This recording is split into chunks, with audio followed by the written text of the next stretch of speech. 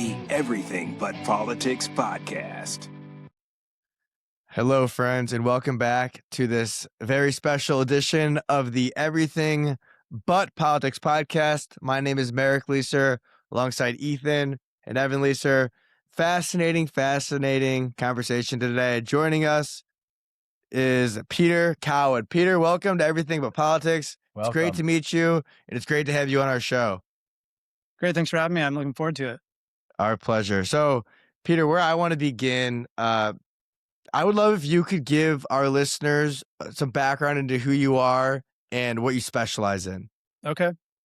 Yeah, I mean, that could be a long story. How much do you want? Like 5 minutes or less? Whatever feels right, Peter. Okay. You know, I like to start just a little bit further back. I spent 20 to 25 years as a software engineer. And I got really ill just partially from the lifestyle of like sitting at the desk all day, is working all the time. But partially I was a night owl, and I would stay up all night working on my computer. And it turned out that the light itself was making me sick, the light at the wrong times of the day. And it took me about 2 decades to figure that out.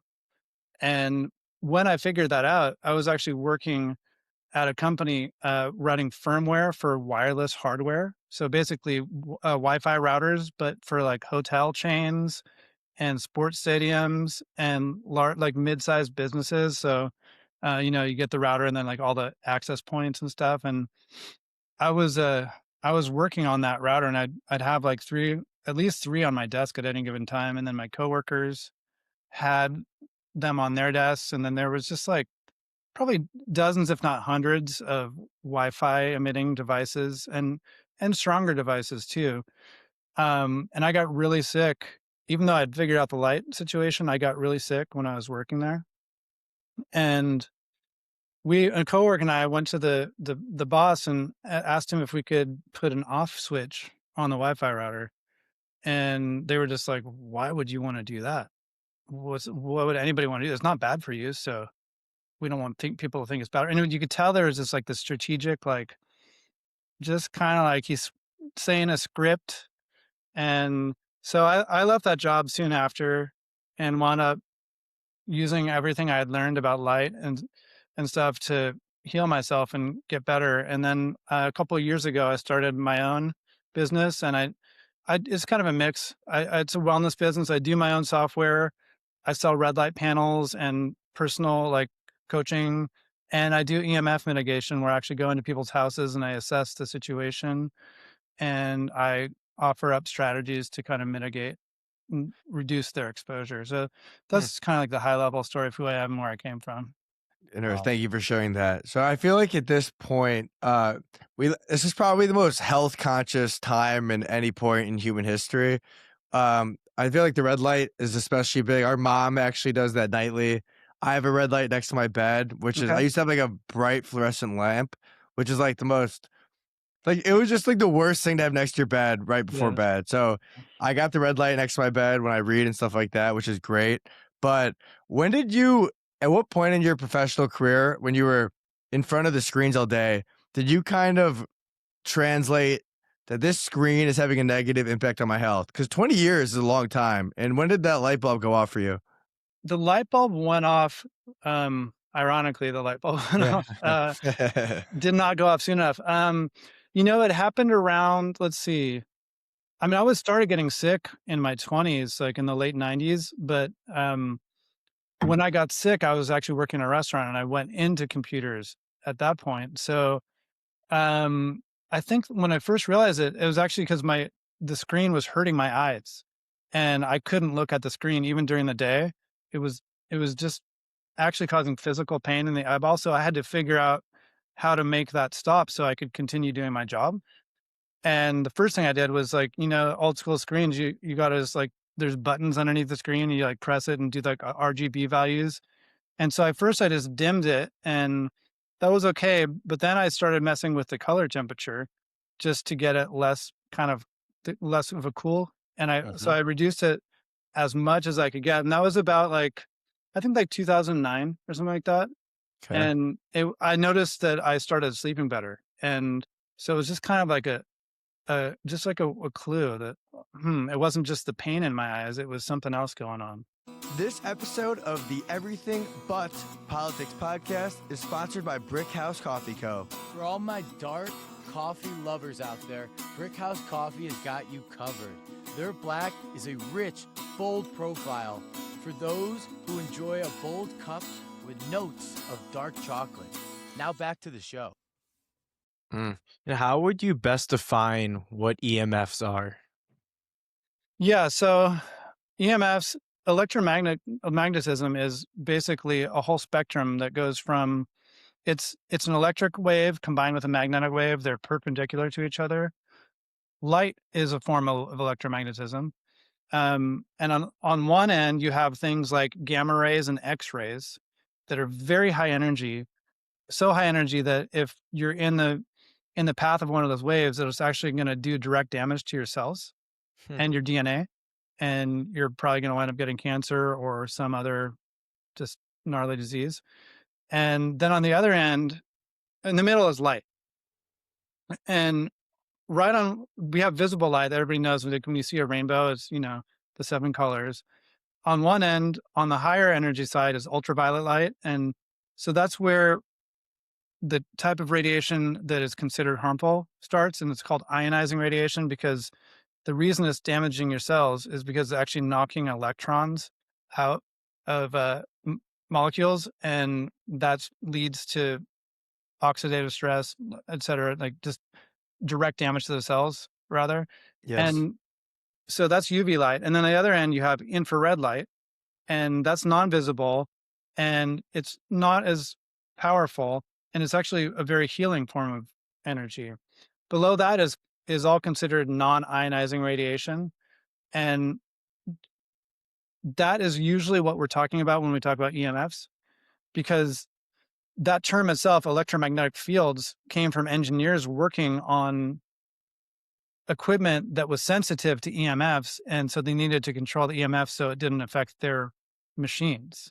And so the story with those EMFs is that they're not harmful because they can't directly damage your cells by knocking an electron out of an atom. And so when we're talking about EMFs, is that whole range basically below infrared light that's low energy, and all the regulatory bodies say you can't do anything to you. Now, can you provide some examples of harmful EMFs? I mean, to me, I'm going to say all of them. So, Okay. yeah. So, but you asked a question. I didn't actually give you an example. So let's just say that all the standard examples, your cell phone, a cell. So that's radio frequency. You got your cell phone, you got Wi-Fi, you got Bluetooth, you've got even like a old school cordless phone, and then you've got farther down on the spectrum, you have electrical fields, which are emitted from the power lines in our house if they're not grounded. If your house, the wiring is grounded as it should be, those electrical fields don't really transmit too far from the source. They also come with a magnetic field, and that also shouldn't be too bad unless you're dealing with an appliance or something that has like a motor that spins. Yep. Or like an induction stove. Those things have really strong magnetic fields. And the power lines outside your house. And you all look pretty young, so you might not remember this, but like when I was growing up, it was just kind of a truism that you don't want to live under a power line, and you don't want your house right behind the power lines. And if you go under like big enough power lines, you'll actually hear them buzzing. So that magnetic field and that electric field travels pretty far. And then you get into things like the Schumann resonance, which is the electromagnetic field of the Earth's cavity between the surface and the ionosphere, which is kind of, let's just call it the electrical barrier of the Earth. And it's a really long, really low energy wave that actually syncs with our nervous system and aligns with the alpha state. And so all of those, and that's a beneficial one, by the way. Yeah. So, but I think I pretty much covered all of the man-made ones, like AM radio, FM radio, radar. Basically anything that's like a wave of some sort that's not sound tends to be an EMF. So having your phone in your pocket or to your head taking a call for Let's say you go through every day of your life with your phone in your pocket.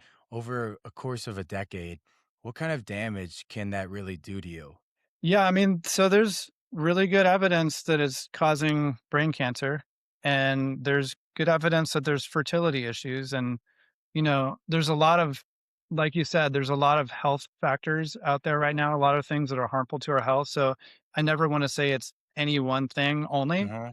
But if you look at when those changes started happening and the rising rates of cancer and stuff, it's Yeah. suspiciously in a line with the cell phones and when they really became Mm. used.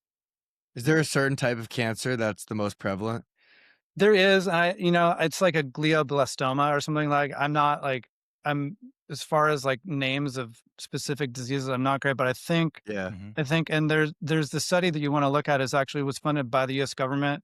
It's called the National Toxicology Program study of 2017, and they identified objectively that it was causing these brain tumors, malignant brain tumors in male rats. Now, if your phone is on airplane mode or Wi-Fi or Bluetooth is turned off, are you still receiving the negative EMFs? Mostly not, but if you have location services on, if you got like an iPhone, they leave that on because the Find My Phone feature is nice to have, right? If Yeah. you want airplane mode, you still want to Mhm. be able to find your phone. So it's a much smaller dose, though. So are you conscious or proactive in not carrying your phone in your pocket or not taking phone calls to your ear? Like, what is something that you do? I definitely don't take phone calls to my ear. I leave it on speaker. I tend to keep the phone even kind of far away from me, but I'm not like a super like I don't want to be fear mongering here. Like Yeah, Yeah. no, I get it. like this is the world we live in, and there's measures like red light that we can take to like make ourselves more resilient. And so I do carry my phone in my pocket, and it's not always on airplane mode, and Uh-huh. but I don't use Bluetooth speakers, and I tend to text more than call, or use like a wired headset, for example, if I'm Yeah, going to be on a long call and need something. And so yeah, you just got to live your life and just do your agreed. best. Well, And can we still Yeah, go ahead, okay, Peter. I was gonna say, I do have a Faraday bag that I sometimes put my phone in, and Okay. it leaves just enough of. Do you guys know what a Faraday bag is? No. Okay, so it's basically, you ever hear like the term tinfoil hat? Yes. Yeah. Okay, so that term comes from because people would actually use tinfoil to block the radio waves from, because they'll reflect off of the metal. Ah, interesting. Yeah. Wow. So a Faraday bag is basically a bag lined with metal that keeps the radiation from leaving the phone and touching your body or anything else. And usually they're used for people who are like activists and stuff and don't want to be tracked.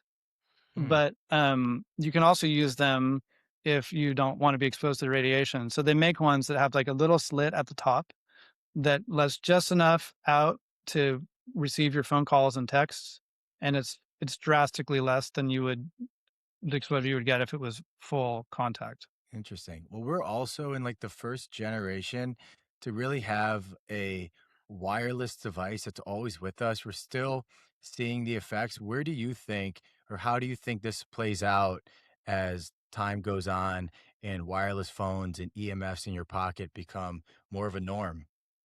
I mean, I think it's honestly it's already playing out, Yeah. and so we have to take a little step back here. How old are you guys, by the way? Just so I have some context. I am 25, and Ethan and Evan are twins who are 24. Okay, cool. So you guys are like young millennials, older Zoomers, somewhere on that line. We're Gen Z, Gen Z. whatever that Gen Z Okay. is. Gen Okay. Z. Okay. Yeah. So, but you didn't quite grow up with an iPad, probably. You No. No, probably, that No. started like late early teens, like freshman year of high school, It was like probably. a DS was Yeah, like when we were. Nintendo, that Like kind of stuff. first Okay. first phone was a flip phone. We didn't go Okay. straight to iPhones. Yeah. Okay. Yeah. And so, how old were you when you got a phone? Fourth Probably grade, 7. 11. Probably I 11? was a little older, so probably 7th grade. Okay. Okay. 7th So, grade. yeah, that's about how things are these days. Some are getting. Yeah. I got two daughters. One's 12 and one's 17, and the older one never had an iPad, and the younger one, because of COVID, They all had Yeah. iPads, and I was like, Yeah. the parents were just like locked in. Well, you can only play with your friends on an iPad, and so my older daughter calls them the crusty iPad generation. And so, yeah, I think it's really you guys are on the other side of that line, which is good for you. I think this kind of iPad generation that lots of people they give it to their babies as soon as they're like Yeah. able to hold on and play with them. It's like a digital babysitter. I consider, Absolutely a yeah, digital babysitter. It's a good yeah, way to put it. yeah. And you'll be at a restaurant and you'll just see the kid just like, just like, Glued. yeah. Yeah. And it's like, it's a convenience for the parents, but I kind of consider it a form of child abuse, honestly. I get it. I And agree. yeah, so that's a long way around to say, okay, those kids, especially, like your generation had it more than my generation, but Yes. those kids that are born and raised with, like we're doing a science experiment on them, and it's not just the wireless, it's also the light from the devices, and we're seeing like early onset puberty and other hormonal changes.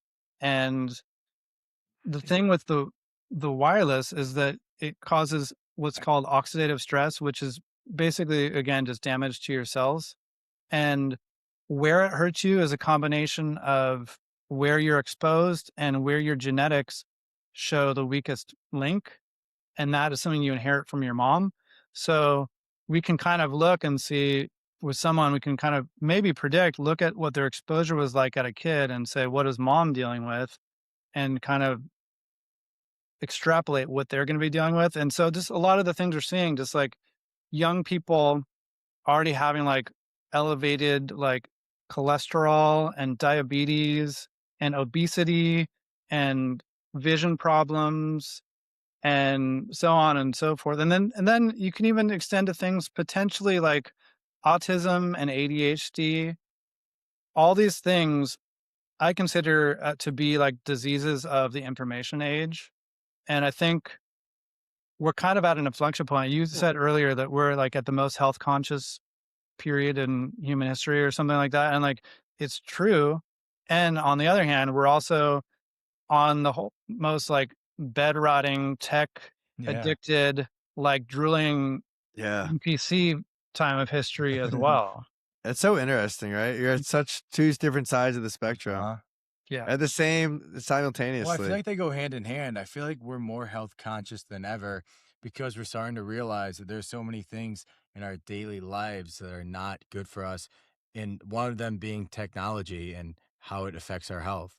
Yeah. Being a father of young children, Peter, how do you take what you know and your experiences with light and EMFs, and how do you try to influence them responsibly so they are aware, but you also, like you said, you kind of have to live your life. So how do you balance that being a father?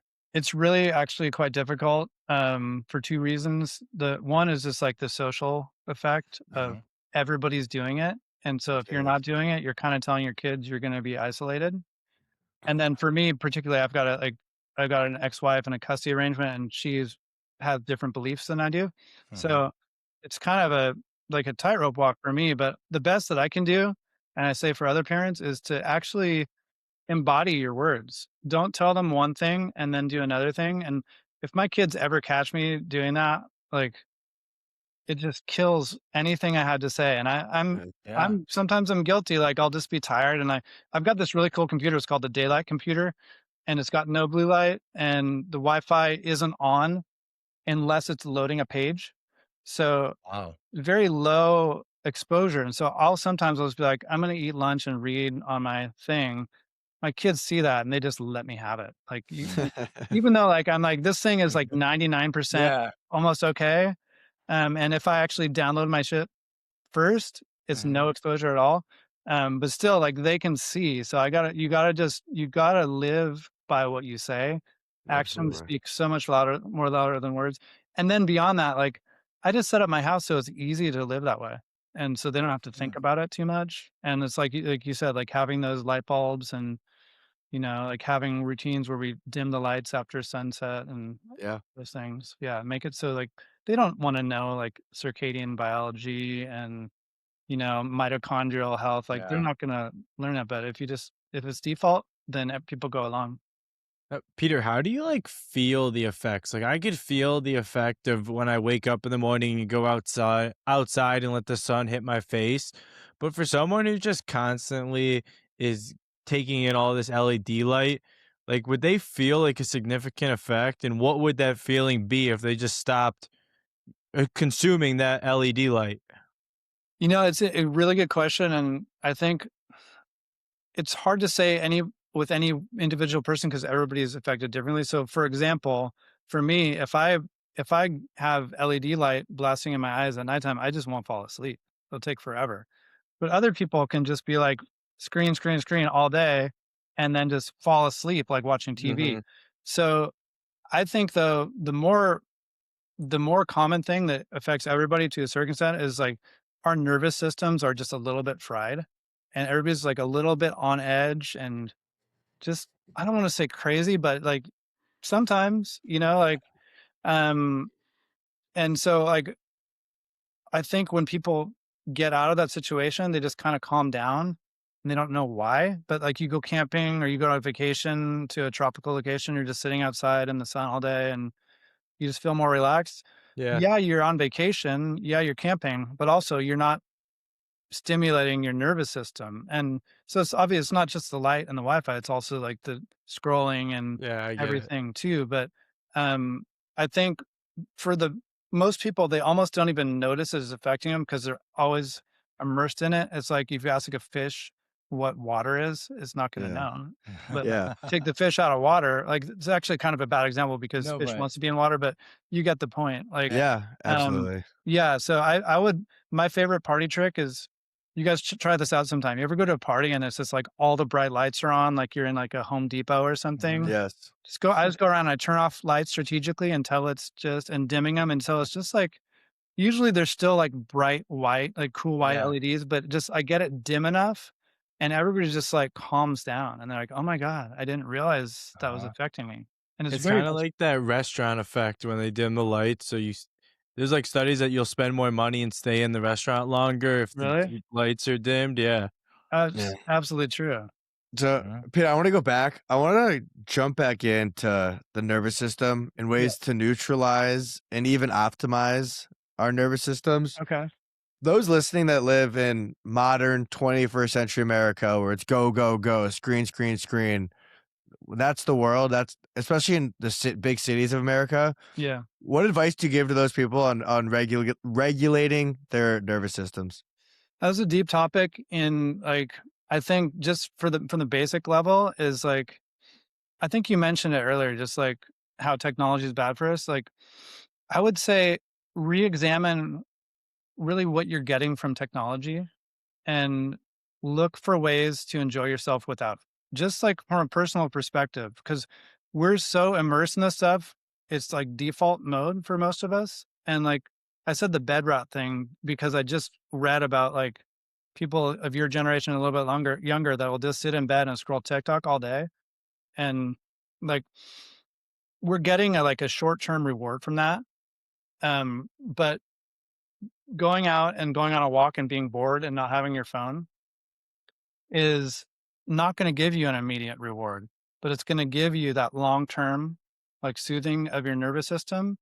So without getting into like breathing exercises and meditation and whatever, I think my rule of thumb is just anytime you are doing something that's more in line with nature and the natural cycles of the day and the seasons, and less aligned with technology and the immediate like, what can I do to feel good and excited and get something, a quick reward. The more you balance toward that nature side, the more your nervous system is just going to be chill. Even if you do, wind up, even if you're living in a city and you live a fast paced lifestyle. And then I would just on top of that, I would say like, to me, the critical times of day is early morning and then at night before bed. And when you define that at night is more of like, it's harder to say when we live in like the northern latitudes and the sun goes down early in winter and stuff. But to me, it's at least an hour before bed, but preferably 2 to 3, where you just kind of calm down and turn the lights down and read a book instead of your device. Or if you have a Kindle, download your book and put it on um, airplane Uh-huh. mode. And then on the other side in the morning, avoid the artificial light and just like gradually ease your way into the day. Like let your mind transition from dream state into active state just slowly. And so that would mean not getting on that phone first thing in the morning, not checking your email right away. And certainly not like a lot of people get up in the middle, not use the bathroom and check their phone. Yeah, Don't it's even have it near your bed. Put it in the other room, and just give your brain the space that it needs to just kind of be bored, and it'll start finding that things that used to seem mundane are actually interesting. And Yeah. yeah. Peter, I want to talk about there's a feature on the iPhone where you can go in your settings and make your screen have a red tint if you Yep. triple click. Hmm. And I want to talk about the effects of that. If someone like me and my brothers, we have that on our phone. So like come like 5, 6 p.m., I'll triple click, get my red screen going. What kind of benefits come from that, reducing that blue light late at night on the iPhone? I love that you're doing that because I thought you were going to talk about night shift or night mode or whatever, which Oh yeah, is that's a different thing. it's Yeah. different. Yeah. And it doesn't work. But the I Okay. red, don't even know what that is. it's, That's an yeah, go ahead, Peter. it's just like it's an option on your iPhone that makes the color of the phone just a little bit more like amberish, Yeah. but it's really just, it doesn't do much. Okay. Um, I love that you're doing the red light thing. So the main thing with that is when you're dealing with your standard iPhone color or any LED light, it's really rich in the blue spectrum. And the blue spectrum is back to the sunlight, thinking of a rainbow. It's the higher energy side of the spectrum. And if you could look at like a rainbow at different times of day, you'd see a different percentage of blue depending on what time of day. So early in the morning before the sun has come up, there's very little blue. And then right when the sun crosses the horizon, the blue spikes up and it gets really high. In fact, I think at that point it's even higher than the red. And then throughout the day, it just kind of adjusts based on the time of the day. Sun goes down, blue goes away again. And that's telling there's a circadian clock in our brain. I won't get Yes. too deep into the anatomy, but it's telling our brain, okay, lights away with the blue light in the morning is giving us hormones, it's giving us cortisol, it's giving us energy. At night, we don't want that energy. So it's telling us stop Interesting. producing that energy and produce melatonin, which is going to get your body ready to go to sleep. But melatonin is also a powerful antioxidant that fights against the oxidative stress that I was talking about earlier. Mhm. So if you are going throughout your day exposed to these things that are creating oxidative stress, you really want to make sure you're getting enough of that thing that protects against the oxidative stress. And melatonin is the number one thing that's going to help that.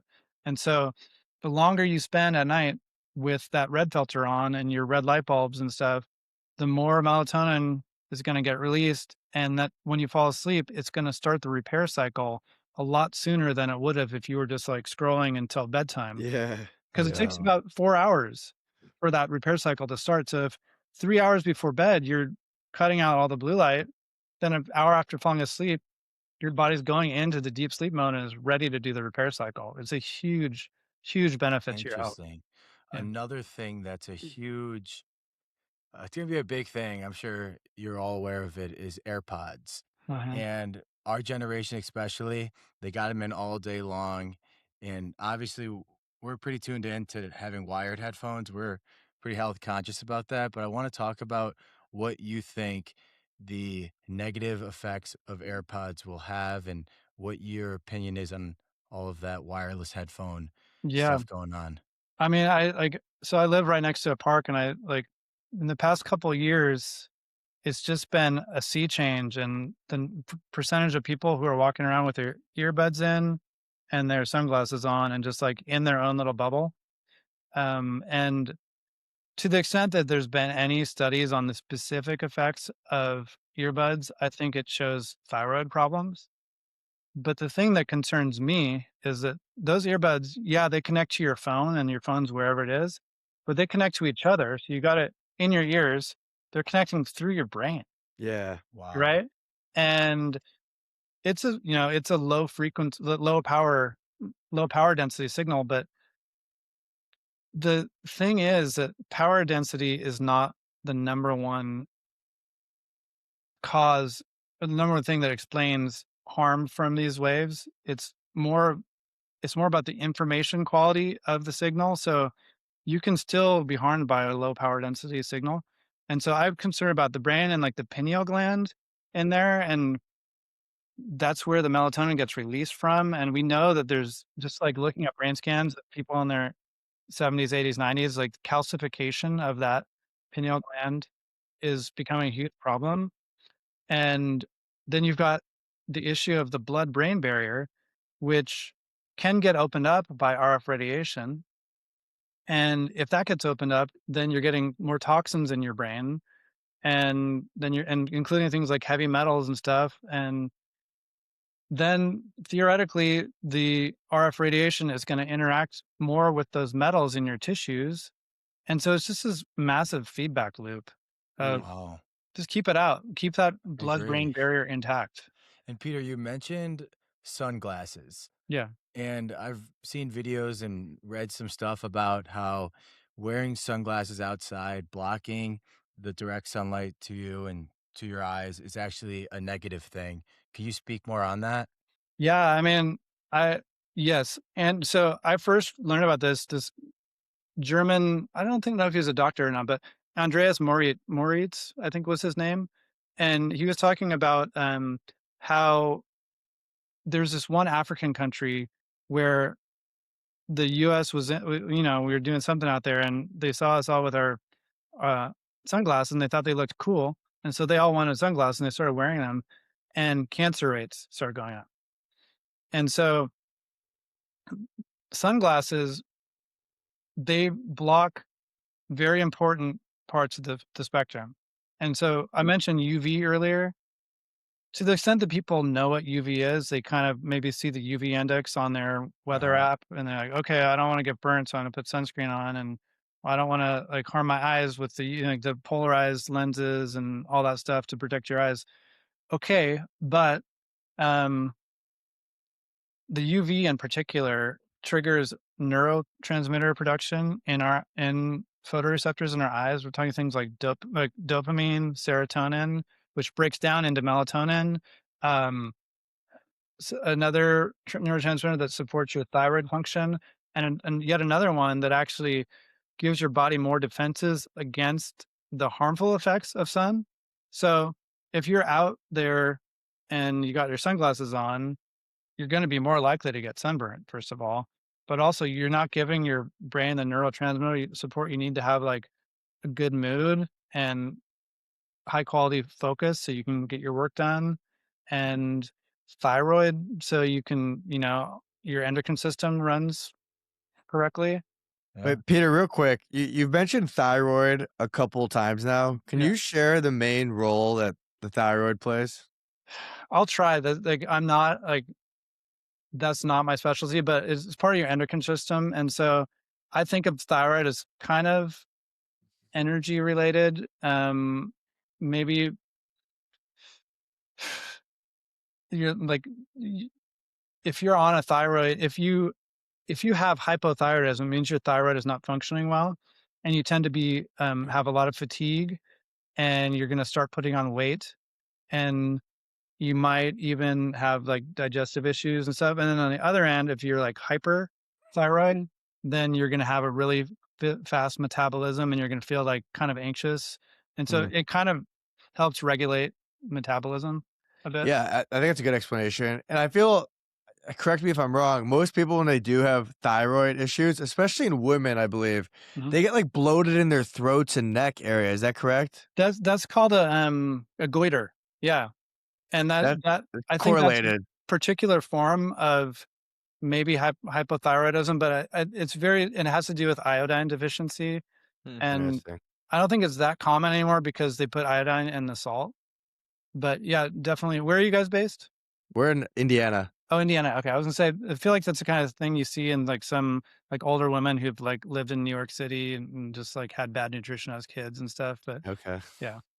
Peter, specializing in all sorts of light like you do, what are your feelings about sunscreen?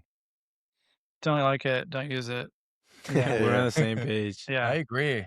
Yeah, There was a good thing that I think it was Laird Hamilton, Yeah, the exactly. surfer. He just put a video out talking about how the sun is the creator. The sun creates everything in this universe. To say that it's harmful towards us doesn't make a lot of sense.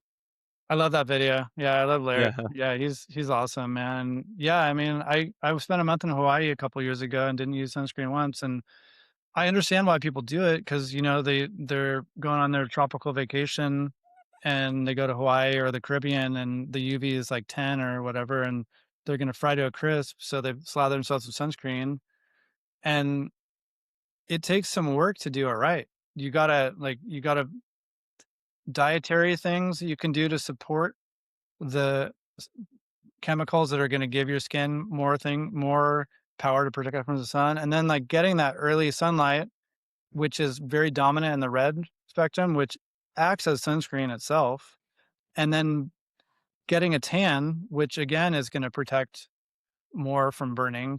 And so like it's a process you got to go through, and most people just want to go and like sit on the beach and drink their drink Yeah, and yeah. not think about it. And some sunburns are painful, so Yeah. that's a tricky one, Well, right? Peter, another important part of that equation, which I think is like so not understood, is that these people that are tourists and they're on these vacations and they're scared of the sun, so they apply sunscreen.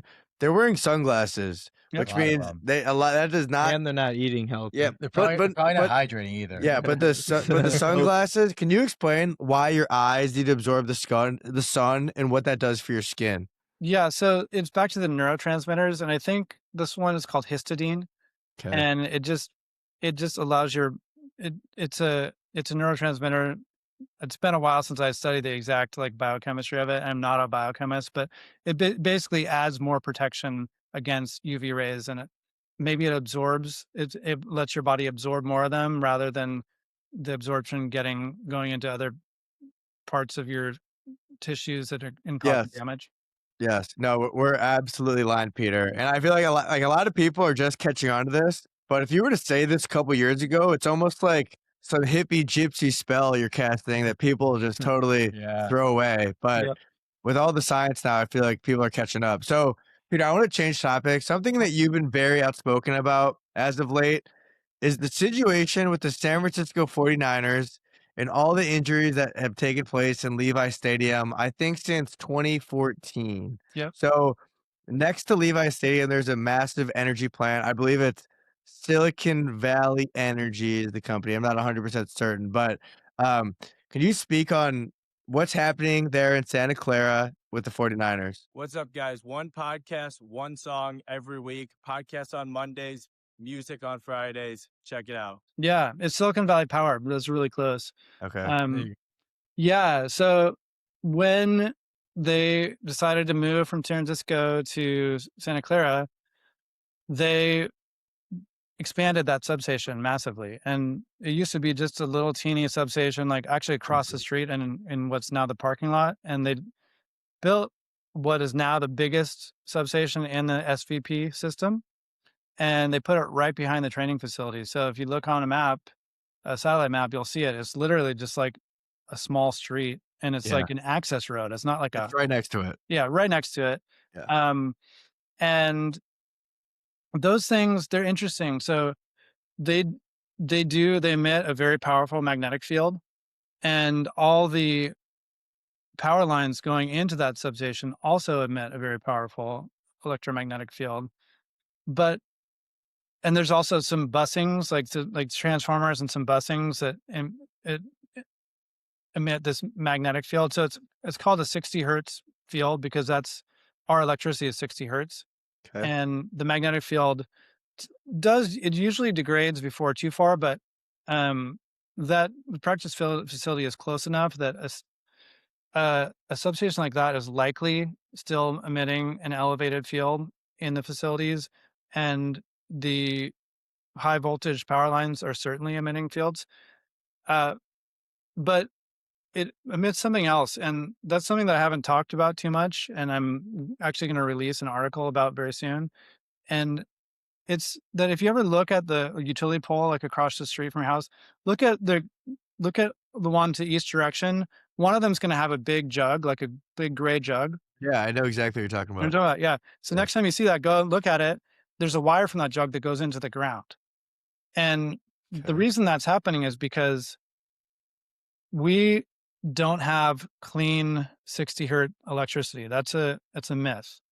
Because ever since the beginning of the grid, but really since the 70s, when we started using computers and stuff, there's a lot of devices that chop up the electricity, and like a dimmer switch, it works by turning the electricity on and off rapidly at different rates.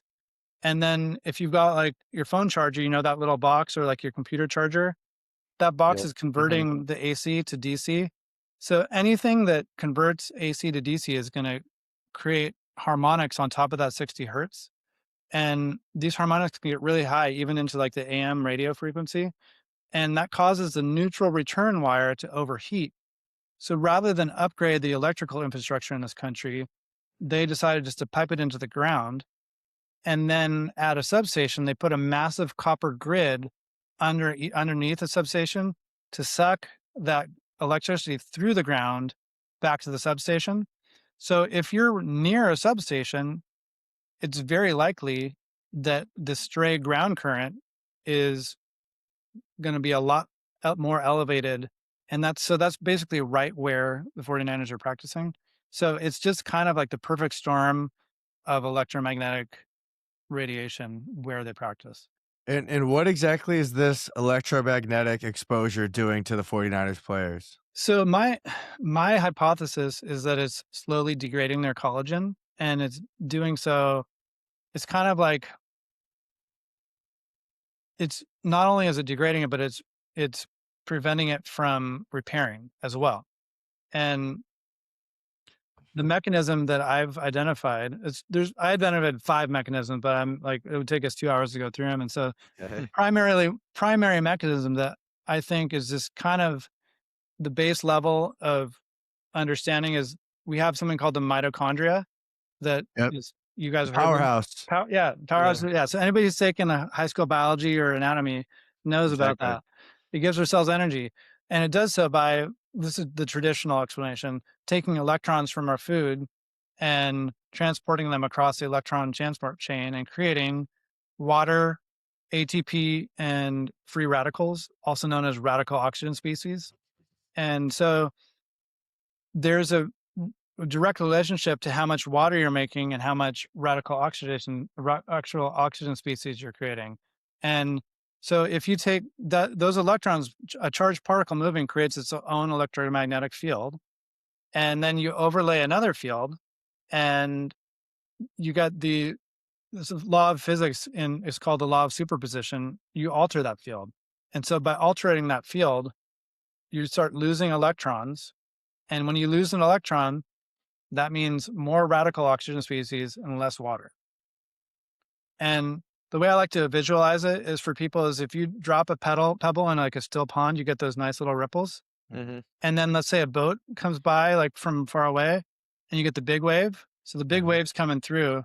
The ripples, when they're at the bottom of that wave, they're going to be compressed. On the top, they're stretched out. So that's what's those electrons, they're getting stretched and compressed and pulled off the membrane. And so we produce less water and more free radicals, which lead to that oxidative stress we were talking about. Yeah. And so that in itself can trigger biological cascades that lead to degradation. But I like to focus on the water just because it's simpler. Wait, just to simplify real quick, is Yeah. oxidative stress lack of oxygen to the cells? No, we call it oxidative stress because it's like rust. It's like things are getting oxidized, basically, because oxygen is a highly reactive atom. So, but it is that oxygen that is going on to create water if it has enough electrons. But if it doesn't have enough electrons, it's creating those free radicals, which is Okay. creating the oxidative stress. But Okay. so back to the water, though, collagen, which makes up all of our soft tissues, particularly tendons, which are the most collagen dense tissue in the body, Collagen is 99.7 or 8% water, and that water is structural. It's not just like making it wet or something. It's a key part of the structure, and it makes it supple and stretchy. And so if you're dehydrating your the collagen, which makes up your soft tissues, it's like, you ever leave a rubber band out in the sun for a day or two, and you usually pull a rubber band, it's like nice and stretchy. Leave it Yeah. out in the sun for a couple of days, pull it and it snaps. It's dehydrated. Mm. So you need your tissues to be nice and hydrated. And like, you can drink water all day, but if your mitochondria are not producing water, you're gonna start getting dehydrated at the tissue level. That's a great example with the Yeah. rubber band. Now, Peter, you've shown lots of evidence showing that this magnetic field is causing problems for the 49ers. If you're the owner of the 49ers, what are your options? Yeah, I mean, and not only what are your options that you can do in a way that looks like it was done for another reason? Yeah. So I think the smartest thing I've heard from them say recently is they were complaining. Somebody in the organization said the facilities are out of date, and the players are complaining they're not big enough and they're not state of the art for what players expect anymore. So I could see them like, you guys. I don't think you've ever probably, have you been to the stadium? No. Never. Never know. So there's a massive parking lot on the other side, far away from the substation and where the training facilities are. So basically you got the stadium in between, a parking lot, and then on the other side you got there's the training facilities and a Yeah. couple fields. They could just swap the parking lot and the training facilities, and all of a sudden the training facilities are nowhere near the substation. Yeah. And like that, I think that would be the easiest thing, and they've got the reason to do it. Now, if I were the owner, what would I do? I would go create a training facility in the woods, in the country, Yeah. and make it beautiful and make it as far away from all this infrastructure as possible, and make it really nice for the players to spend time there and just like get that calm, like nervous system break. And that's going to be good. I mean, you think about which, like, some of the teams that have done the best, the Patriots, like, where's their stadium located? It's not in the city. It's in Foxborough. That's It's out right. there. It's Yeah. way out, way out. Well, Peter, how Hmm. did your investigation of this whole 49ers thing come to be? It's very unique and a very specific situation they're having there. And it's hit headlines recently too. It's Yeah. not a little thing anymore. Yeah, no, I mean, I ran into an acquaintance the other, and he's like, I was watching the Seattle game, and they were talking about it like on air, like on like NBC. It's like, yeah, it's everywhere. So I came about it. I heard John Feliciano. He's an ex 49er. I heard him on a Bay Area radio station, and they asked him about the injuries, because I guess, like, I don't follow football too closely. I like it as just like, I Yeah. think it's a beautiful sport to watch. Mhm. And can't even tell you the names of all the positions, honestly. Yeah. But they were asking him why the 49ers are so injured. And I didn't, up to that point, I didn't even know it was an issue. Like, though I had seen some gnarly injuries, I didn't know statistically it was an issue. And he says, a lot of the players joke that it's that power station behind our training facilities, and everybody laughs. And then he goes, but there's some very high level players in the organization who actually think it's a problem, and they're taking measures to protect against it. Wow. And so everybody moved on. And when I heard that, I thought, you know what? The players, nobody's listening to players here. And I happen to have had some clients, because I do one-on-one client work, who had some soft tissue issues. And I dug into the research, and I learned that there was a connection between EMF and soft tissue. And it was an indirect connection though. It wasn't just like one study showing it. It was a couple different mechanisms, but I put it together and helped them mitigate their EMF environment and see some improvement. Of course, it's not the only thing you have to do, but NFL players are already doing pretty much everything else. So when that story came out, and I realized that was probably a part of what was happening. And then the story went kind of viral a month later when a reporter named Chase Senior mentioned it, and he's just an NFL guy. He's got a YouTube channel, and at that point, I realized I just was so curious, and I grew up down in the Bay Area, so I thought I would bring my tools and measure, and so it was just kind of like scratching an itch. Honestly, it was just a side project. Crazy. And what did you go into that thinking you knew, and what did you leave that knowing you knew? I went in. My main thought was, I've measured substations before, and sometimes, even though you think you're going to get a good reading, a high reading, you don't. So I went in thinking, I don't know if this is going to be true or not. But then I got there and I couldn't get close enough to the facilities to measure directly. But what I really did learn is that there's high voltage electrical lines everywhere around there. So even regardless of the substation, they're subject to fields. So your basic background field, like in a house, is between 0.5 and let's say up to 3. Like, it's unusual for it to be higher than that unless you live under those high voltage power lines, or if you have a wiring error in your house, which does happen. So the level I measured was 8.94 at peak, and And you said your typical home is 0.5, yeah, and this is 9.4, 8. yeah, 8.4. yeah, 8.94. Jeez. Yeah, so it's a lot higher, and like, Yeah. but if you go to the regulatory bodies, they're going to say that's nothing. But if you look at the research, you really drill into it, it says that actually low level fields can sometimes cause more problem than high level fields. And it's a nonlinear effect, and we can't actually know. And so I went away a little bit disappointed that I couldn't measure the facilities, but like knowing that, okay, there's fields all over the place, and this is not an ideal environment to be training Not at all. hard every day. Wow. What an interesting thing. And this is not something that's going to go away. I mean, No. there's You kind of have to deal with it. it's something that whether it's addressed or not will be discussed. And if the injuries, God forbid, if the injuries continue, there's something to be said about that facility. Mhm. Yeah, Well- I mean, I think the only thing that would make it go away is if they had a string of seasons of just like injuries near like the bottom of the league where like they're just not getting injured at all. Like Yeah. it would have to be a series of years though. It can't be like a one-off year. Yeah.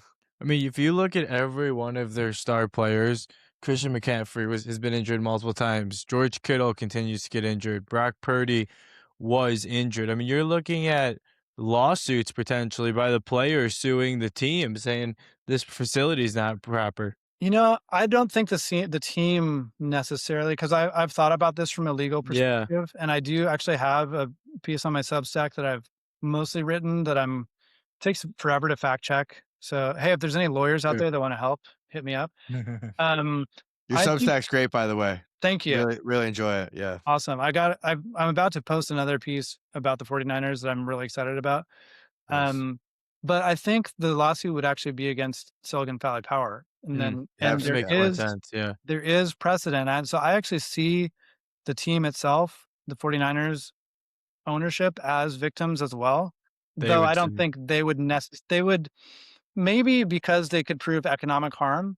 Yeah. It's Right. very unlikely that they ever would. So I think maybe a player who's quit, who's like actually maybe a Yes. player that got bounced from the roster or didn't Uh-huh. have their contract signed again and wasn't able to get another contract and had a record of soft tissue injuries, maybe one of those players would be a test case because they can make it really concrete economic case of, financial damage. No doubt. I would love to hear some behind the scenes banter in the locker room, what the players have to say. Yeah. That's got to be a whole different thing. It's a whole, But yeah. Peter, before we wrap up, I want to just kind of summarize what are some things in our everyday life that we should absolutely be avoiding? I'm really glad that you guys brought the light stuff up because I think to me that's number one, and it's Okay. really easy to do. And like you said, go buy yourself a red light bulb or at least an amber light bulb, like those old Edison style. Get incandescent if you can. If you Okay. can't, it's okay. Just do your best. Do the iPhone Redshift thing.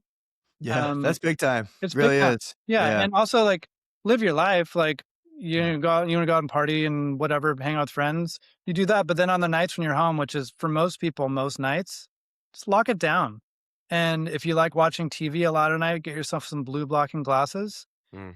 and you don't even need to spend that much, just go on Amazon, make sure they have the orange or the red lenses, most people prefer the orange. And then in the morning, don't look at artificial light before the sun comes up if you can.